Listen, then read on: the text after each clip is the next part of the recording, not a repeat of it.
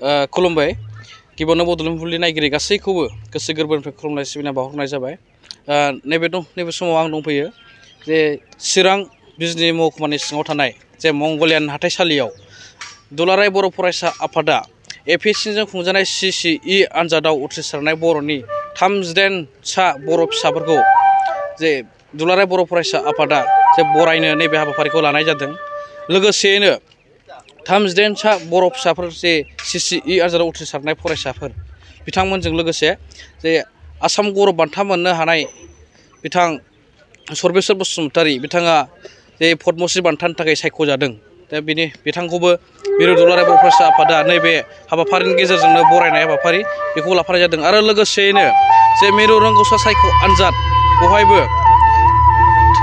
सेथि नैथि आरो थामथि मासियाव आवग्रिनो हानाय जे फरायसाफोर बिथांमोनखौबो बिथाङा दुलाराय बर' फरायसा आफादा जे नैबे मंगलियान हाथाइसालिनि जे फोथार बेवहाय बरायनाय हाबाफारिखौ लाफानाय जादों।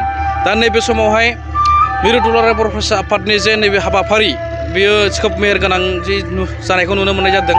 आरो बेवहाय गोबां फरायसाजों लोगोसे दिथागिरि गारजेनफोर ओनसोलनि रायजो राजा बिथांमोना लोब लोब बाहागो लाफैनायखौबो जों नुनो मोननाय जादों। दा नैबे समावहाय जे हाबाफारिनि बायदि मेहेरगोनां हाबाफारिफोरखौ दिन्थिलांनो थाखाय जों सिगांदों। नायलांबाय थानो थाखाय नोंथांमोनखौ खावलायनाय जाबाय।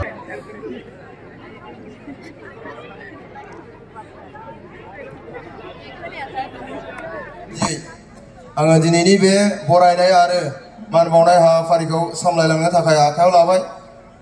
दा बे समाव मेल बेखेवनाय जोंनि बिबुंथि दङ।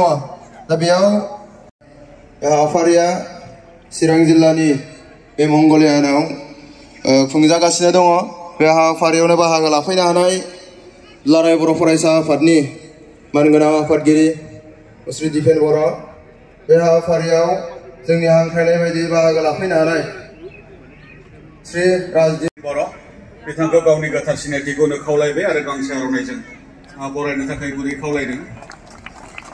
बे समाव बिजनी जिल्ला गुदि बर' फोरोंगिरि गौथुमनि आफादगिरि शर्मा चरण ब्रह्म बिथांखौबो गावनि गोथार सिनायथिखौनो खावलायबाय आरो गांसे आर'नाइजों बरायनो खावलायदों। गोजोन्थों। सानजौफुनि बयनिसिमबो गाहाम हामलायनाय बावबाय। दुलाराय बर' फरायसा आफादनि बानजायनायाव 2022 मायथाइयाव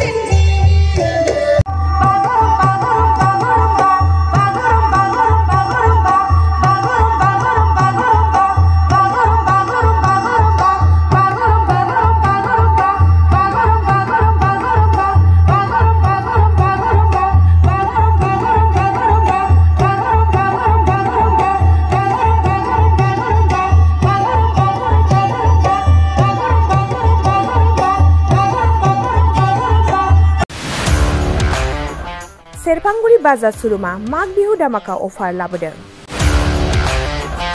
क'क्राझार जिल्ला सेरफांगुरियाव थानाय फुंखा एन्टारप्राइज बाजार सुरुमा 11 जानुवारिनिफ्राय 31 जानुवारिसिम माग बिहु दामाका अफार आरो एक्सचेन्जनि खाबुफोर होगासिनो दङ।